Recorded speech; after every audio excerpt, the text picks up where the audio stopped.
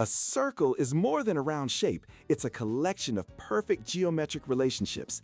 Ancient mathematicians saw these hidden rules, called circle theorems, and they're the reason architects can design stable domes and engineers can calculate the forces in a spinning gear. Today, we're unlocking the first two sets of rules for chords and tangents. First, the players. A chord is any line connecting 2 points on the circle's edge. The diameter is just the longest possible chord. A tangent is different.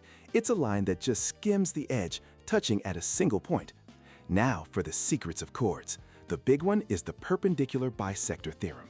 If you draw a line from the circle's center down to a chord and it hits at a perfect 90-degree angle, it always splits that chord into 2 equal halves.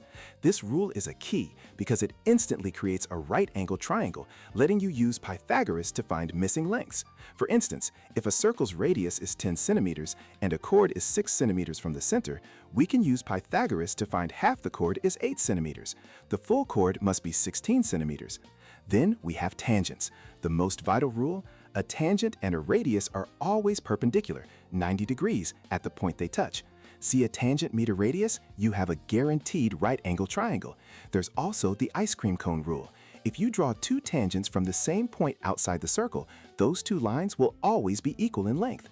The real power comes when you combine these rules.